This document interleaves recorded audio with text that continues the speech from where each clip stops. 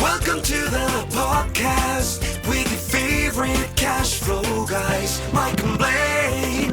Giving you the best advice while having a beer. When you're running a business, there are problems every day. Let Mike and Blaine help you out and guide your way. Cheers to the good times with Mike and Blaine for business, beer, and BS. Hey, it's Mike and Blaine. I'm Mike Miley, also known as Cash Flow Mike. That is my friend and my partner, Blaine Birch, the CEO of Dryrun, the best cash flow forecasting software on the planet. What's up, man?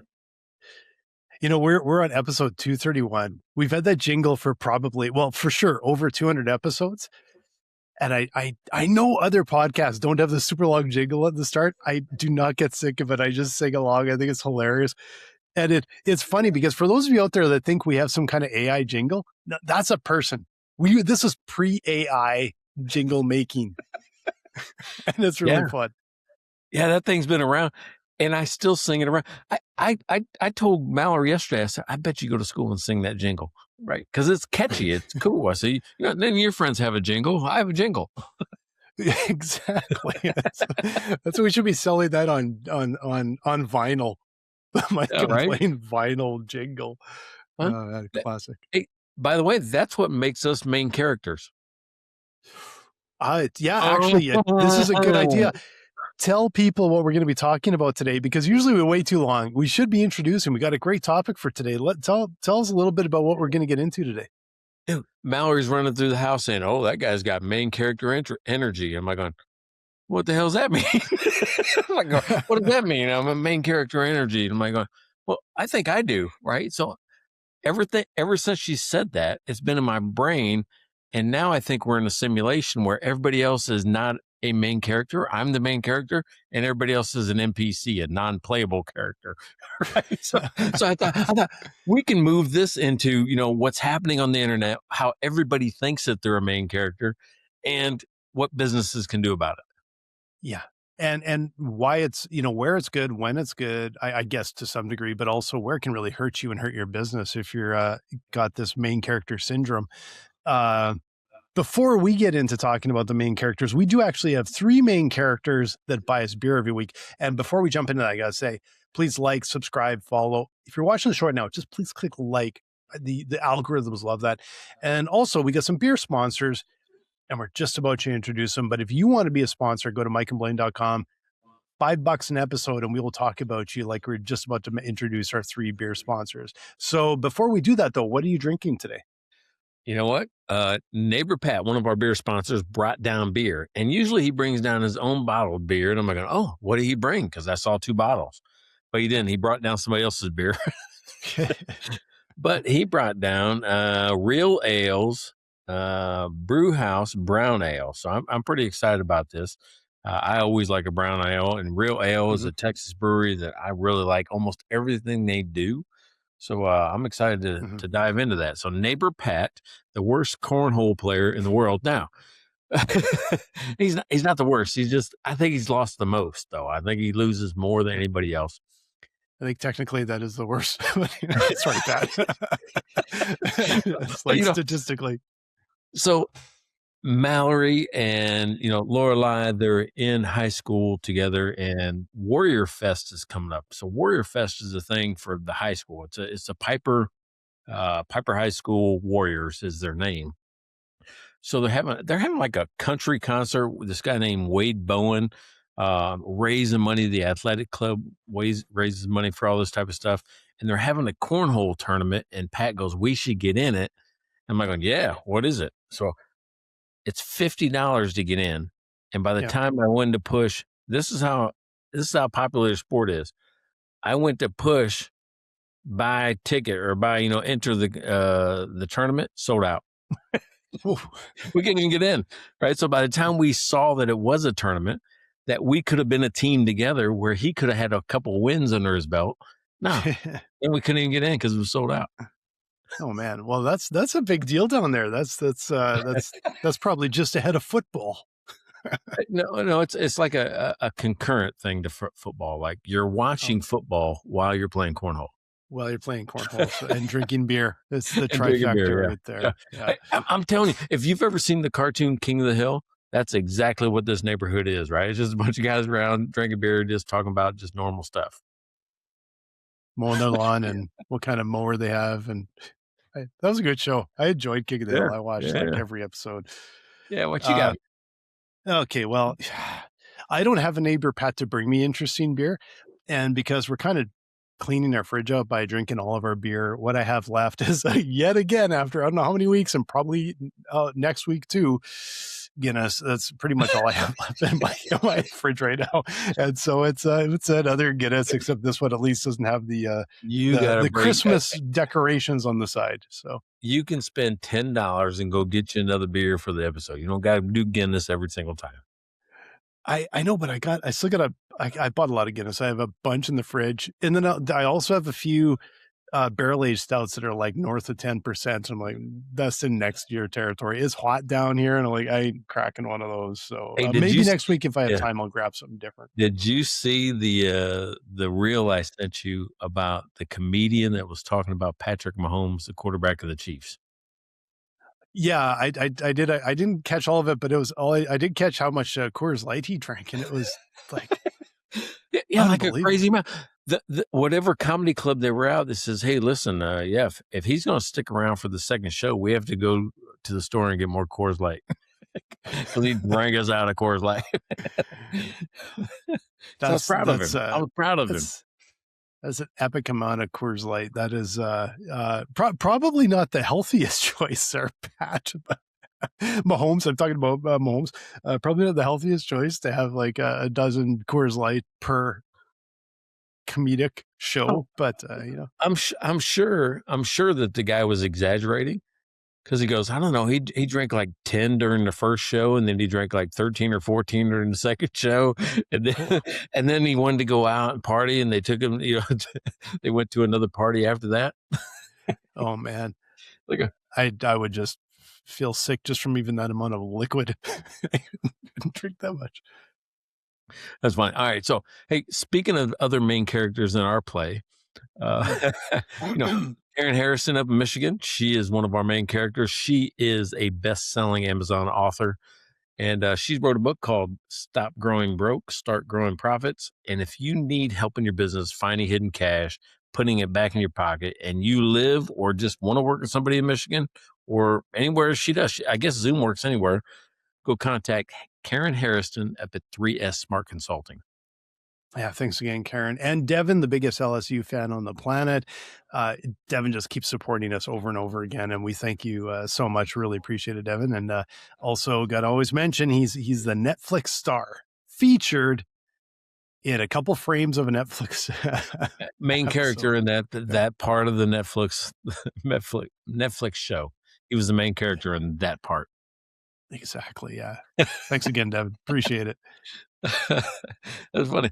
All right, so this thing is funny to me, this main character energy, and really what they're talking about is just like, the way, and it depends on how you look at it, I guess. First, if you look at it from your perspective, you're the main character, right? You're the one that's telling the story. Or is it somebody else seeing you and going, man, that guy's got main character energy? Like you're part of something that other people respond to. So there's a couple of different ways we can break this down. Which way, when I said that as a topic, which way did you go with it? I guess I actually think that I find it interesting, the two sides of the coin, where you picture yourself as the main character and other people see you as the main character. And see, interestingly, I know we're on this show all the time, but I never seem to, I never feel like, even on this show, I don't feel like I'm the main character. I think like you're the main character.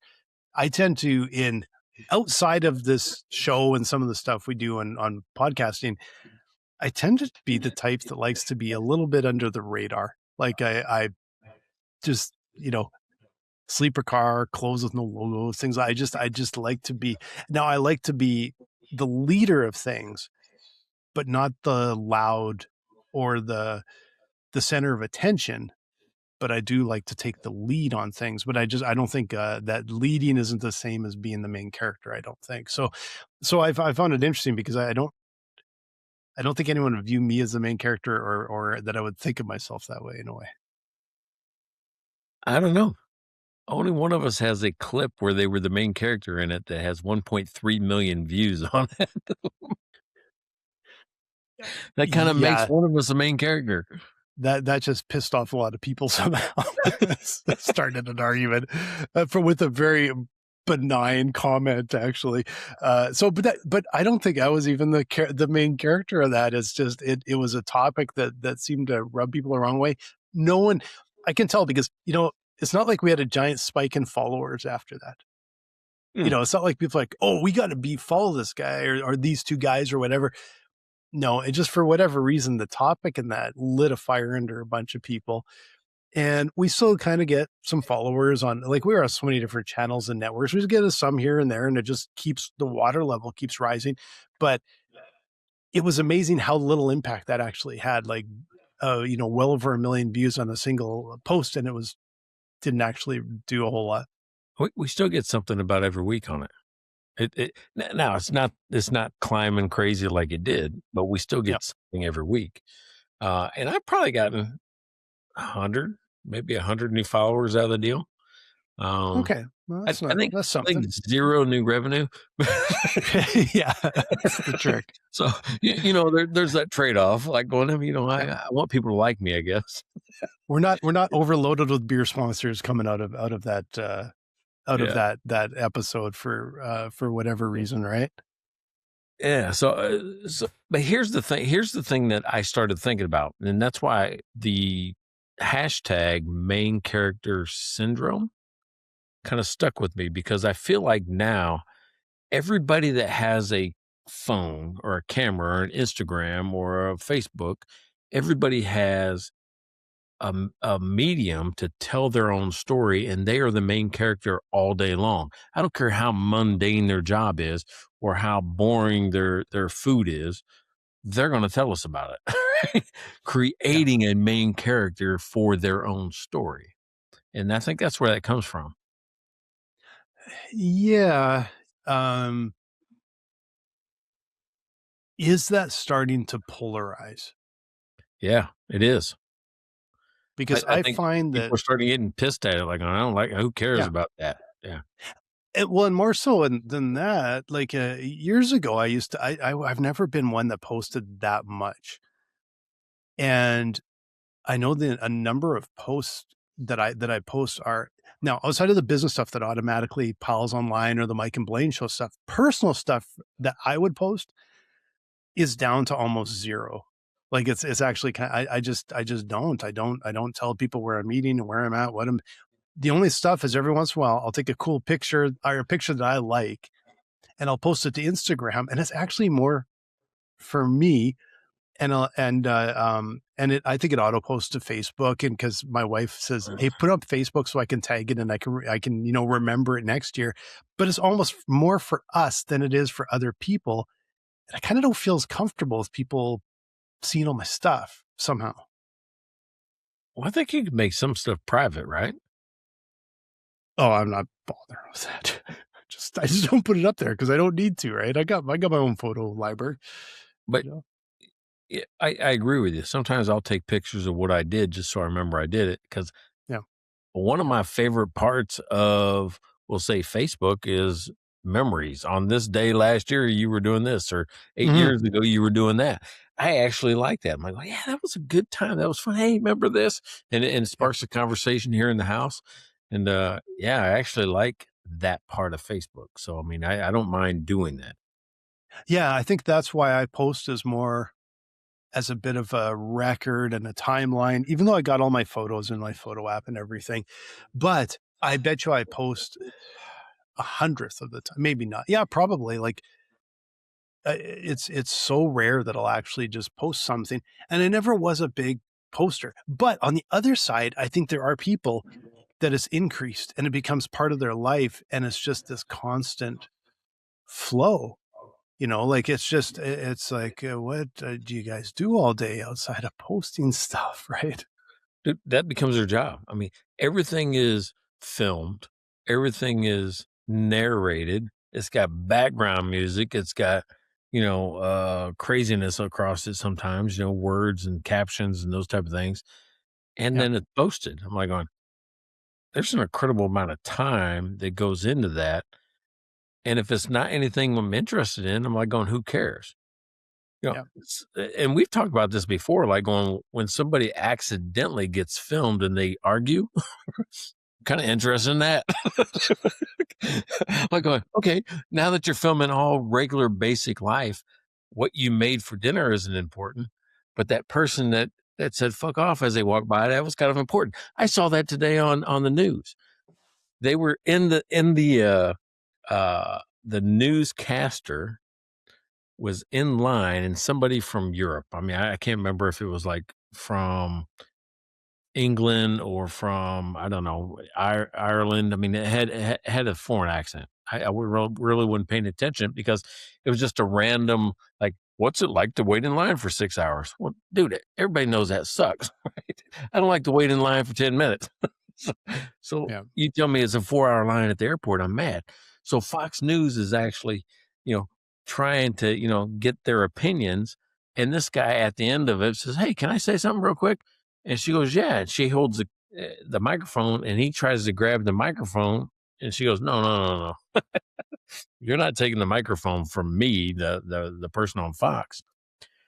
And as she pulls the microphone back, he just flips her off. Like right on the news. Where I'm like, Yeah. oh shit. I'm like, that was more important than the whole thing. I say, you want to know how somebody feels of sitting in line for 4 hours? Right there, flip off the news. Right there. Yeah, exactly. That's exactly how they feel. And I kind of like going, that was the best news I saw all day. Yeah. We were at this Red Bull event in downtown Phoenix last weekend, a couple weeks ago, I think. And oh man, I bet there's 150,000 people slammed on the street to watch this. It was ridiculous. It was probably, like, as I've probably told you before, it was probably a massive hazard, actually, probably not the best idea. But what was kind of neat, but also quite hilarious, is a car, this F1 car, fires up and then starts ripping down the street.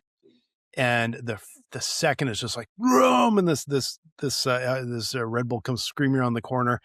And then you see like 80,000 arms go up with the phone in their hand like this. And everyone goes, everybody films it. And I was doing it too, because I wanted to look at it after and go, oh yeah, because that's, I don't take very many clips, but I like to look back on them. And that was one where it's like, you get to see it and go, oh yeah, it jogs the memories. We went to a rodeo a couple weeks ago, watched the bull riders, and that got a few clips of that same thing. I don't post very much. I did post one picture of that because it was just a neat picture. But I'm out of the rhythm, and I don't find the posting part interesting, but I still film and take photos of a lot of stuff that I'll probably never look at ever again. Yeah, but the energy's never the same when you go back and rewatch it. It's not the same energy. I mean, I took the girls to the Indy 500. Brett just, my oldest daughter just mentioned it. She goes, oh my God, I remember you took us to the Indy 500. Well, we sat on turn 4, but if you know anything about racing, which I know you do, you sit a little higher so you can see more. Yeah. That doesn't mean that it's not cool to go down there and stand against the fence for a brief second. Yeah. It's something else. When you're, yeah. God. I don't care how many videos I took of it. It did not match what I felt and what the kids felt. The girls were like, oh, holy shit, they were scared just of the noise, the wind, the speed, everything against the fence on that turn. Yeah, it's because you hear it, and you can actually feel it in your chest, and you kind of get pushed back, and it's like, oh, and it's like, it's hard to imagine how fast these cars are till you're right down there. No, it's never the same thing when I go to watch concerts. It's never the same. The audio is always awful. It's never the same, but I'll still take a few pictures and a few clips because it's the memory. And if I go back through our photos, I can go, oh yeah, that was when we went there. This is when we were there. Oh, it was this time of the year. I can watch it and it brings back the memories, but it's such a pale facsimile to what actually happened, that I don't spend a lot of time. Like I don't film very much of it. Like how we were at a IndyCar race, not the Indy 500, unfortunately, but IndyCar race earlier this month in Phoenix. And I probably have 2 pictures and maybe 5 like 10-second video clips out of the entire race. Cause I wanted one where I could go like, oh yeah, that was kind of neat. And I can kind of remember the race. So I think there's a balance there. Right. But, at the same time, we're at the Indy race and there's some people filming, but then there's people that would go get the race behind them and they would be filming themselves and talking and posting. And I'm like, they aren't watching a second of the race. They just want people to think they're at the race. Like it's such a weird, like, how do you go through life just wanting to tell people, where you're at. And then it's like, okay, you don't experience what you're actually there for. Yeah. And nobody else does either, because you become the character in the play, not the play. Yeah, exactly. Right? Hey, what's funny is you talked about the video and the audio when you go, oh, it doesn't sound the same. Remember when I came out to Scottsdale and we went over to the Nelly, Ludacris and all that, and I said, man, Nelly just didn't sound good. There was something different about the being live. Yeah. Courtney took some videos of Nelly on stage and all that. And we listened back to him like, well, it didn't sound like that. That sounds really good. It sounded better on video. And I don't know if they do that. I don't know if they do that where they've figured out that if it sounds bad on video, but they want it to live longer, that however it translates, they've got the volume set to where it sounds better on the recording than it does in live. Because I'm like, I have no idea. It did not sound like that. And I'm telling you that it sounded way better, almost perfect on the video. Really? I wonder if the phones, because the thing that I found, and I was kind of thinking my next phone, like I got the 16 something Pro or whatever, like it's a really recent phone. The video and the photographer, the photos and everything they're unbelievable. They're so well, like they're clear, they're beautiful. Sound is still not great. And like it's when you're at a show, if it's too loud, it blows out. If you're far enough back a little bit and you don't hit that level, all of a sudden it sounds really good. And I'm wondering if that's the space where some of the phone the phone manufacturers actually can have a competitive advantage for a short time, is you come out and say, we're going to have great audio, whether you're at a concert, at an event or whatever, it's going to sound like it did when you're there. Just like the picture, I would go out and upgrade my phone for that, because I just want to sound more like when we were there and what we experienced, instead of like, because sometimes it'll be the music will start out and it's like, oh, this sounds really good. And then it goes, ew, and it goes really quiet because it's just overloading the mic. Yes. I wonder if it was just the opposite, where I would look like an idiot if I came to your house and go, dude, we just came from the Nelly concert and he sounded like shit. It was terrible. Look at this video. And I show you the video and it's perfect. Yeah. What? Sounds pretty good. Maybe you should get your hearing checked, Michael. I could just see that. I couldn't show that to anybody and say that anymore. I'm like going, damn, it sounded exactly the way it should have. I guess I didn't hear it right. So when you're at the shows, do you wear earplugs now, or are you just no? But I probably should, right? Because I got to tell you, I mean, my time in the military. First of all, you probably can't see it on camera. I got really small ears, tiny ears, and here's what kind of happened to me in the military. With these tiny ears, they only gave you like one size of plugs back in, we'll say, the 80s, 90s, these little orange squishy things, and you put them in there. Yep. I could never keep them in there because my ears were so small, they'd always kind of pop out.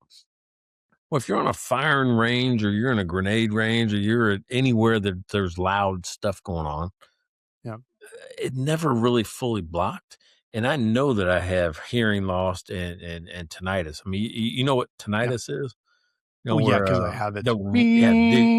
All the time. And the quieter it is, Courtney asks me all the time, she goes, why do you got TV on? Are you watching TV all day long, not working? I'm like going, no, I just have to have something on in the room, because when it's quiet, it's worse. Yeah. It's worse. Yeah. It's like, I don't know I what have is. it. I don't. And sometimes it seems a lot worse than other times. I don't know why. It sort of comes and goes a little bit. But I know, yeah, too much loud music and too much, clay pigeons and everything when I was younger too. And without any hearing, when we were younger, no hearing protection. Bang, and then you could start to hear again and go, oh, that's fine. Stupid. So I know I'm going to get hit with that. But when we go to like the races, when we go to the concerts now, we have earplugs, but these ones, I don't know if they're great, but we have ones that they block the noise, but they block the the harshness, but it's supposed to let the sound through and sound more natural. You know what we did when we went to the Indy race though? We brought the Apple headphones, and then The you noise, squeeze them and you put on noise canceling, and then I tuned into the race feed. Huh. Oh my God, it's so much better. Cause then you actually, unfortunately it's 30 seconds behind, but you still were hearing the commentary and the feed and everything with what was happening.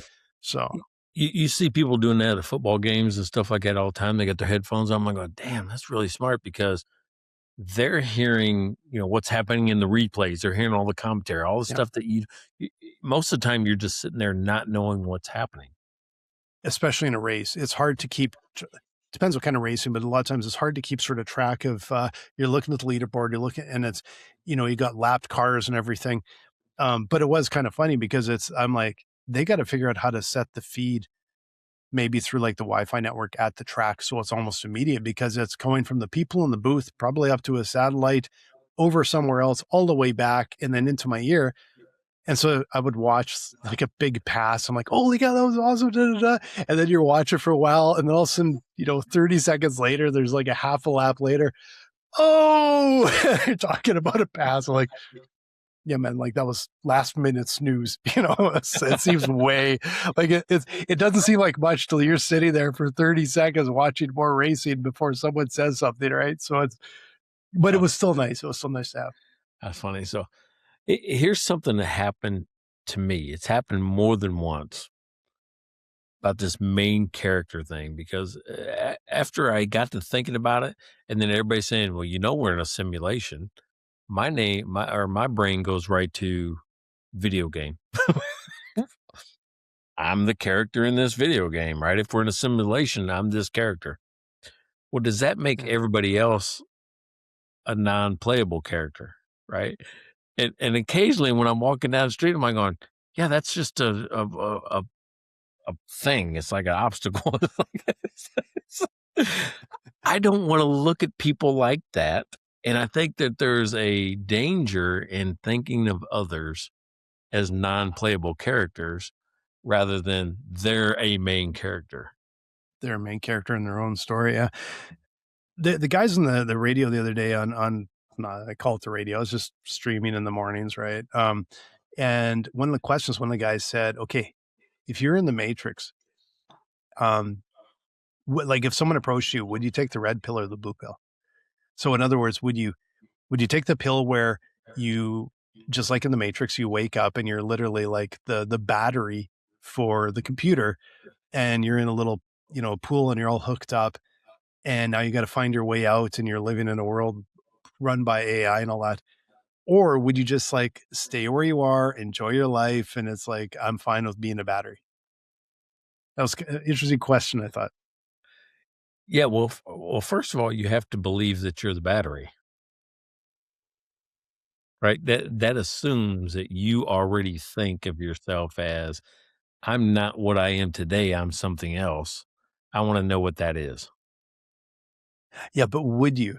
If someone said you're in a petri, like a big giant petri dish with a tube feeding you and you're literally the battery to run a computer, would you want to see that true reality? Or would you be like, yeah, it's pretty good, screw that. Staying where I'm at. I think it depends. Like right now, I'm like, yeah, I'm staying here. That's probably what I would do. Like, what am I going to do? Like wake up in a dish and to try and make my way out of this. And like, that sounds kind of shitty, actually. That sounds worse. That sounds worse. Yeah, way worse. So I'm like, I don't know. I'm not in a petri dish. I can drink beer. I can talk shit on the radio or on the internet. this sounds way better than sitting in a bathtub of Petri. Exactly. Yeah. I was just like, yeah, no, I think I'd be pretty content actually. But- It was an interesting question, right? Yeah, basically it says, do you want to be what you are today, or do you want to be a slave that's trying to escape? Yeah. Well, I guess the question is if you technically now you're hooked up, you are basically a battery. If you wake up, you can unhook yourself and in reality leave and not be the battery. But, I don't But know. leave to what? Leave to what? I mean, Exactly. Exactly. Like now there's nothing, there's no infrastructure. You're like, I mean, yeah. and everybody that's not a battery that looks at you saying, wait a second, that's a battery. They got to figure out how not to look like a battery. Well, the only other people walking around were probably, well, they aren't walking around, they're in hiding from the machines and stuff. I don't know if you remember the Matrix, but interesting. Like it was an interesting question. It was just, I thought it was a little bit fascinating because it's like, it kind of goes counter to being, like you do want to be like, no, I'm going to stick with be my own main character and stick where I'm at, All right. So think about this. That just reminded me though of like how businesses might look at others. Right. So in my seminar that I do for the graduate school banking, right, I'll talk to bankers about, hey, what's your logo look like? Well, it's an oak tree. It's a big building. It's a shield. It's whatever.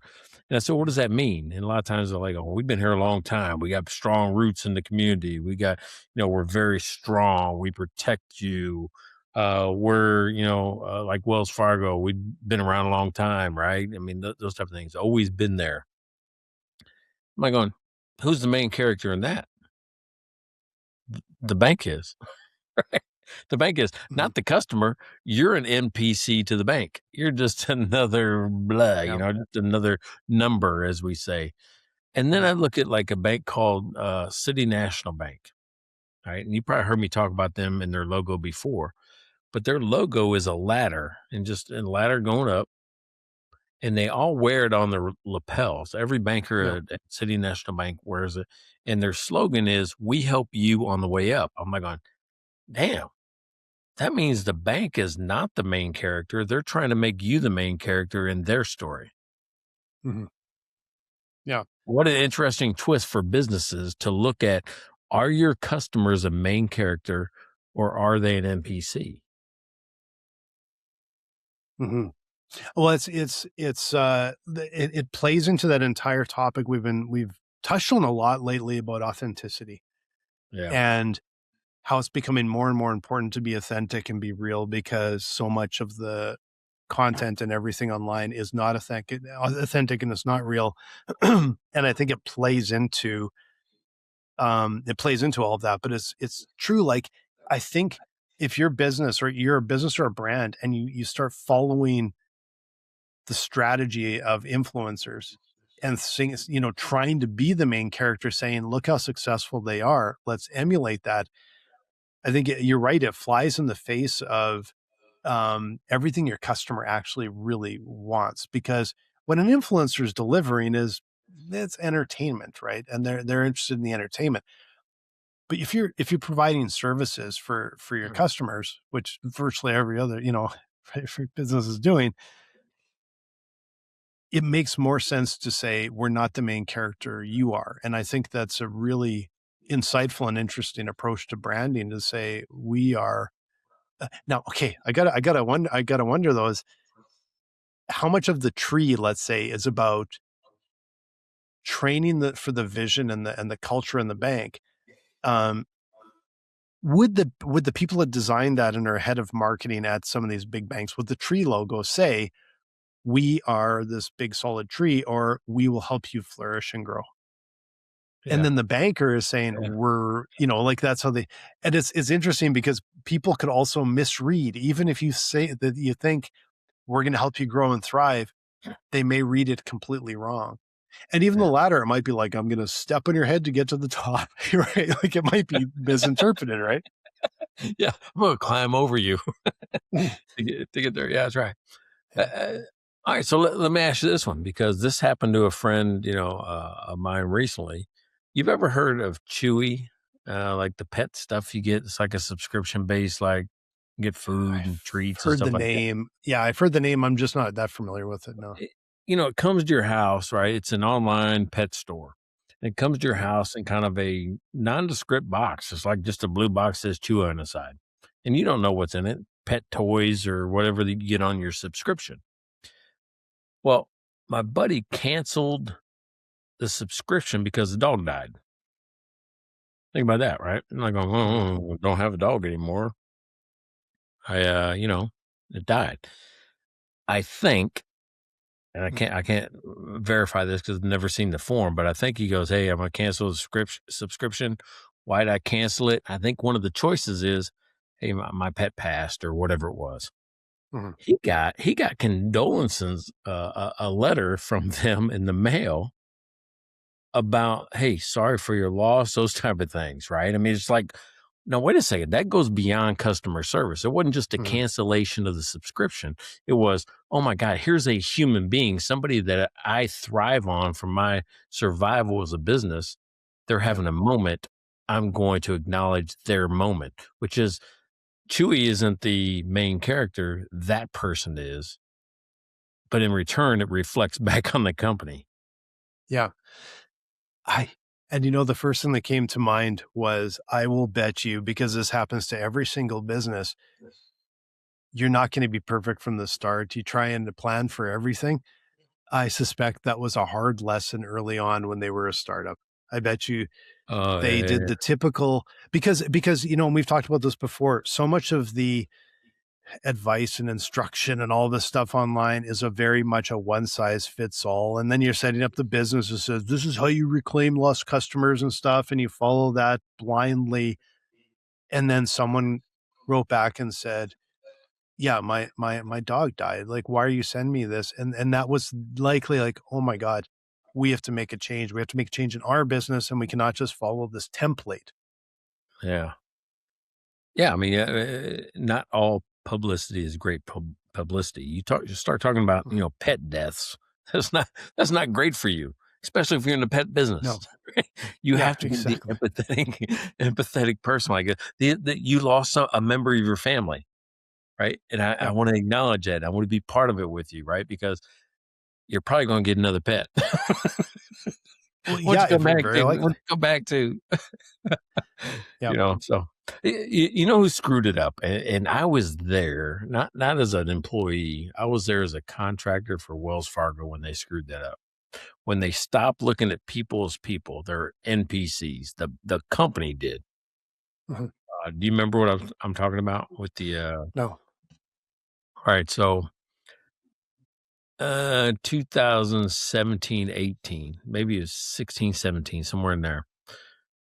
Wells Fargo got into trouble for opening bank accounts in their customers' names. Just opening bank accounts in their customers' names. Right? Think about Hmm. that. All of a sudden, you got 3 or 4 different accounts under Blaine Birch that you don't know about, right? Yeah. And all of these bank accounts had like 20 to $30 in them, something like that. Not a lot of money. Uh, And people started saying, "Hey, what are these accounts? What is this? How come this is on my deal? Where's this money Yeah. coming from?" Well, the sales team had a quota to open so many accounts per month, per quarter, whatever it was. And when they didn't meet their quota, rather than losing their job, they would take money out of their own pocket, the employees. This became a culture at Wells Fargo. Take money out of their own pocket in some Yeah. cases and put it into an account in your name, I hadn't heard of that. That's just so they had new accounts. Now, bizarre. yeah, there's, there was, I don't know, it's millions, right, of dollars that this happened because it was such a sales focused culture that in order to retain people or keep your job, you did this and it became part of the thing. You just, hey, Yeah. nobody cares. Who's going to complain that I put $25 in an account for you, but I kept my job? I'm like going, well, first of all, why aren't we asking the fact that why are the quotas to where I feel like I have to do that, or the penalties for not hitting quota? I feel like I got to do that. And then B, if it was because of the culture and a lot of people did it, why didn't it stop sooner? So there's two of these things, but they didn't look at their Yeah. customers as customers anymore. They looked at them as just numbers in a bank account, and it was they thought they were the only people being harmed. Oh, that's so It's weird. that It was the weirdest thing ever. Yeah. very weird, and it's also like that. Well, it's fraud, right? Like that's Well, and it and it to a wasn't just large amount. yeah. A lot of it was employees' money, but some of it was just fraud, where they would transfer out of one account to another, like your account from account 1234 to 1235, and they would just transfer money. Some of it was just straight up fraud. Yeah, but even if they're putting money in and that, like actually opening a bank account under someone else's name, Mm-hmm. that would be fraud. Like, because people would be actually responsible for that bank account, right? So Right. it's like that to me is like an incredible high level of fraud where a lot of people could go to jail, I imagine, for doing that. And to have that become part of your culture is so broken. Yeah, but the reason I brought that up is that that person that's doing it or that company that's doing it no longer looks at the customer as a person anymore. Yeah. That's just hey, I'm just playing this game, and we're going to shift it over here, shift it over there. You're just making moves without acknowledging that another person is impacted. Yeah. They don't exist. That's that non-player character. Yeah. And I think putting the customer at the center and making them the main, the kind of the main character is not about filming your customers and throwing them on your social media channel and like that. It's still about the company. It's the culture about uh, understanding your customer, understanding the problems and serving them. Um, feels very much like the long game, but it's the right game. Yeah. Well, what about those ones? I mean, we talked about this where somebody gets filmed in the gym and is mad that the person next to him is in the shot.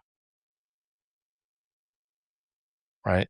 Who's the main? I mean, you're trying to be the main character in your gym workout show or whatever you're trying to do, Mhm. and mad that a non-playable character walked into your shot, even though that guy pays for a membership, pays for Yeah. that same right to be in the same public space as you.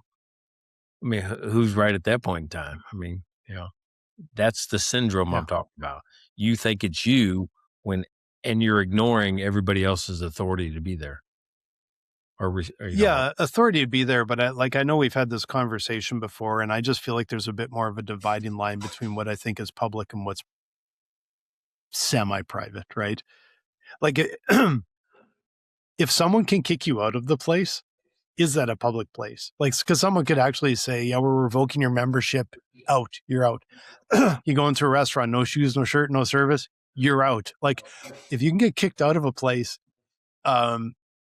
it feels like, yeah, they could put, they have the right to say, yeah, no cameras in here or no recording in here. Or you can, right?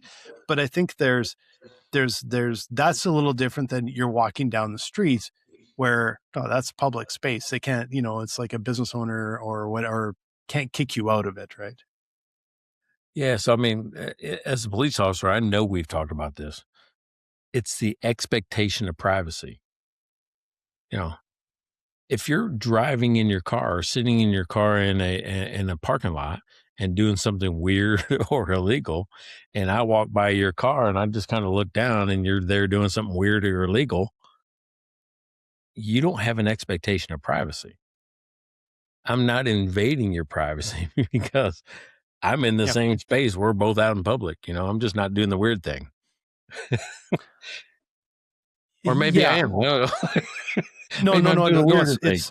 it's very true, but it's also if you basically if you pay to get access to a place or then it feels like it's a whole different set of rules because there would be an expectation of privacy. Like you think of people in a restaurant and you're a celebrity, I think they would be saying, okay, out on the street, paparazzi can follow me around, take pictures. There's nothing I can do.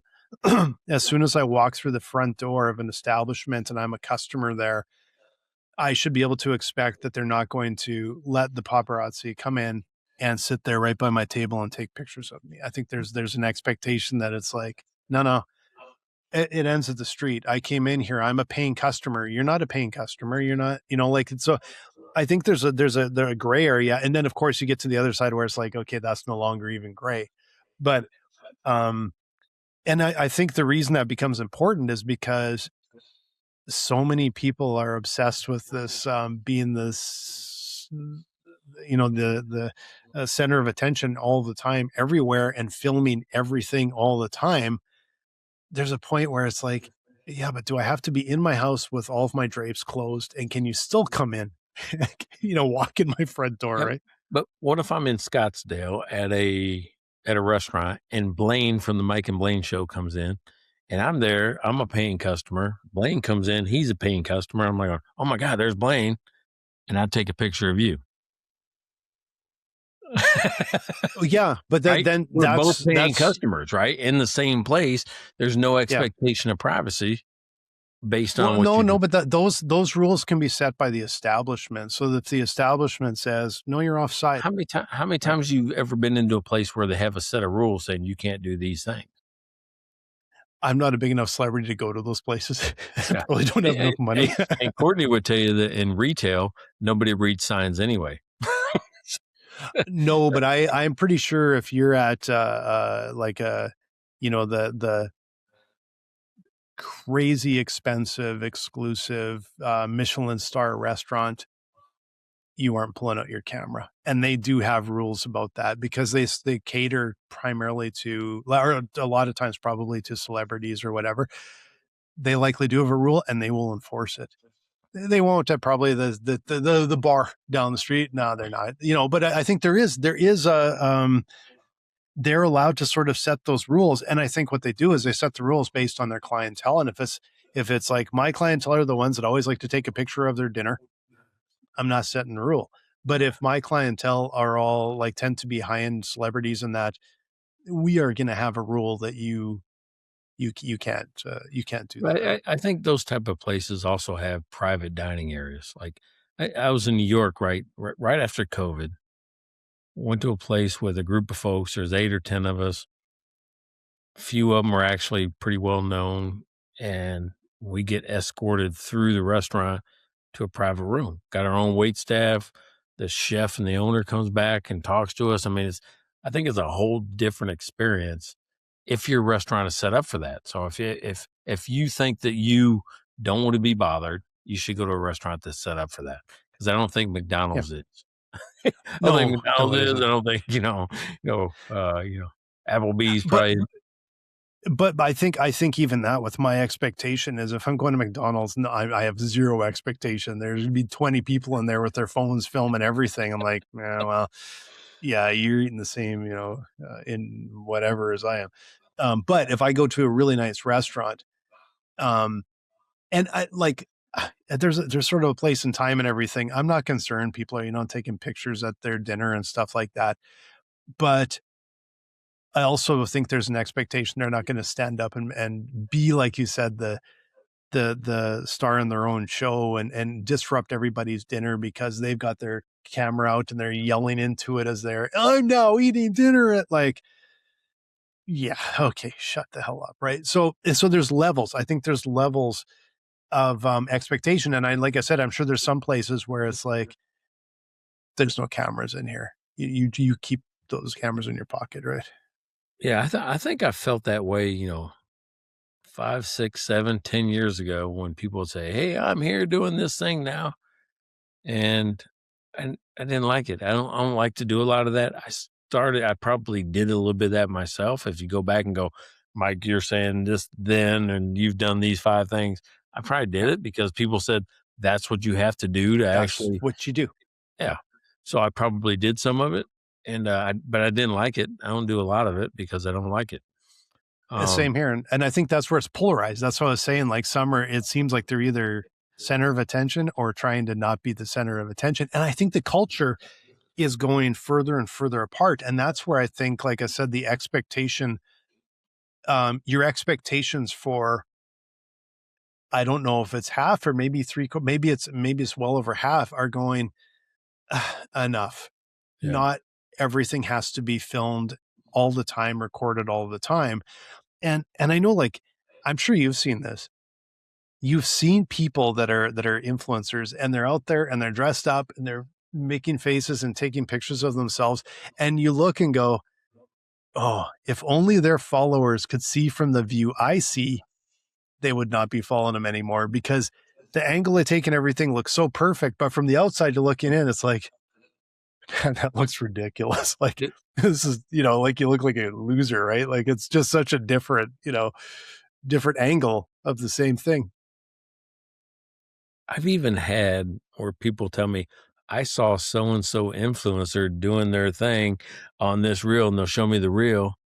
I was there when they did that reel. I'm like, okay, what happened? I was just there. What does that mean? It's so bizarre. What does that mean? What am I supposed to draw from that? Right. So, I mean, I think you got to realize that, in your story, you're not the main character in everybody else's story. And that's what that tells me.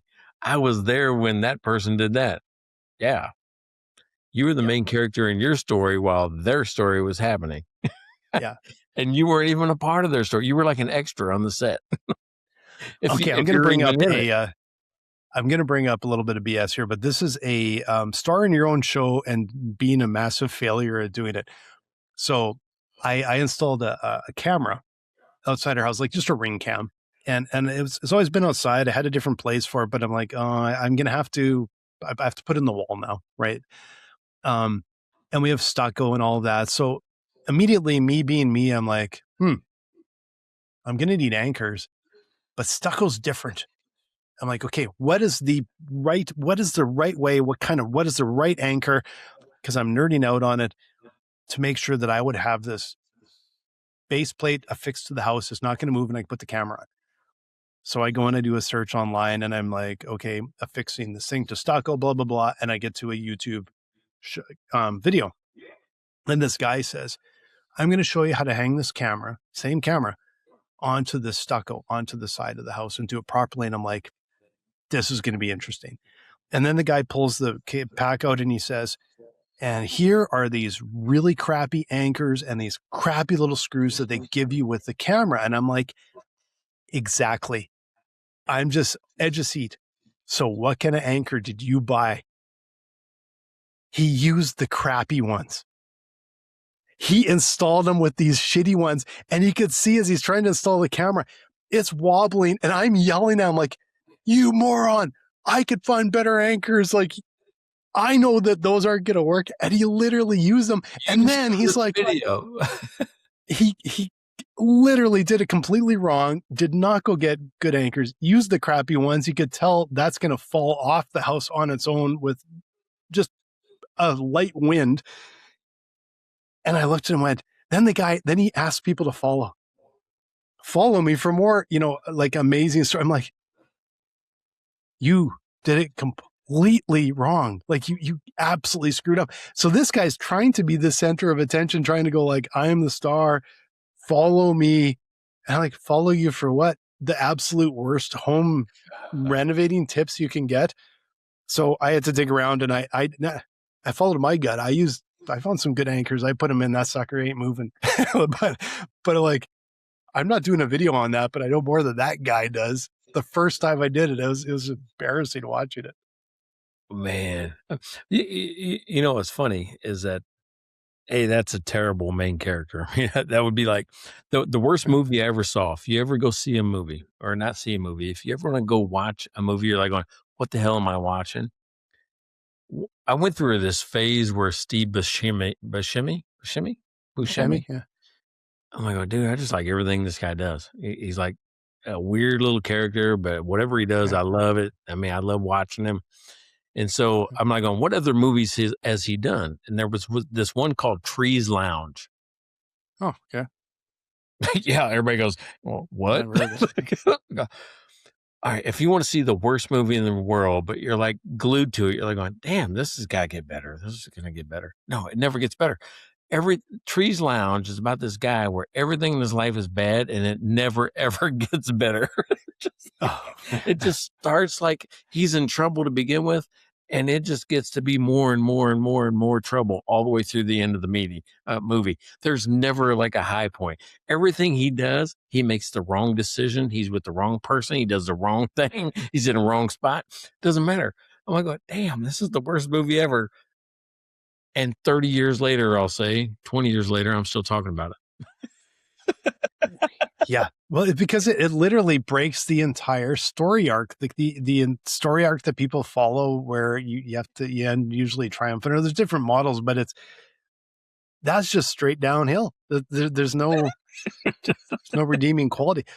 I know that when my wife and I first got married, this is going back, almost 30 years. She was working in television, and a friend of hers was the Warner rep in town as well. And so she would get movie tickets and some concert tickets and stuff like every week, but the movie tickets were relentless. And so we would get free tickets like maybe a couple times a week, and you would go see the sneak preview of the movie. And what we found out was how many movies nobody goes to, and how many movies they might, debut on a Friday night and they're out of theaters by like Monday because they're so crappy. Yeah. We saw so many truly awful movies that you wouldn't, because no one knows about them because they died immediately. We got to the point where we always had friends going with us because we had so many tickets all the time. And we got to the point where literally we would be like 5 minutes into the movie and I'd be like, nope.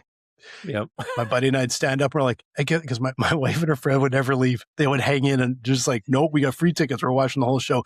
And we'd be like, we're going next door to the bar. And we would just get up and the whole row would stand up and we would work our way out. There's probably 30 movies that we made 5 minutes into the movie. And we're like, nope, we're out. We're gone. What's funny is that the stats on that, there's a mathematical formula that you have to get to the point in 9 minutes in a movie. 9 minutes. Yeah. If you don't get it, people flip channels, they move, they go to the bar next door. Oh yeah, because life's too short. We're out. Yeah. It's just no, it was awful. There were some truly awful movies, because we'd always ask, hey, did it get any better? No, it didn't get any better. Right, so here's what I'm thinking. I think if you're a company, right, the business part of this, that you can't be the main character. I think you need to make your customer the main character. Yeah. And when you make your customer the main character, again, it's not about you. It's not about making them the main character to speak for you, to market for you. Make them the main character in success. Make them completely successful, obsess over their success. And you know what? Everything else is likely to fall into place then. There you go. Hey, Mike and Blaine, we got 231 of these or something like that. So a whole bunch of them. I got an email today. Somebody said they're quitting their podcast after 73. Am I going, A, you're a quitter. B, you're a baby quitter. That's just a baby podcast. One time. Exactly. Right. So I think we're getting up there. So we're doing good. Yeah, we're doing good. We'll make, I don't know if my math's right. We will make 300 before the end of the year easily. Oh, easy. Pretty sure. I would think. Was close. And it'll be a really nice big celebration. And again, please like, subscribe, follow. We always forget to ask, but we are getting more and more views, more and more traction. Our shorts are doing just killing it. So please like, subscribe, follow, tell your friends about us. And make sure you tune in next week for next week's gripping episode on whatever Mike thinks we're going to talk about. Whatever the trending topic of the week is. The trending topic of the week that we will wait till the day of to make sure it's super trending. There you go. Tune in. There you go. Check out their website at mikeandblaine.com. Then subscribe to the podcast and buy these guys a beer.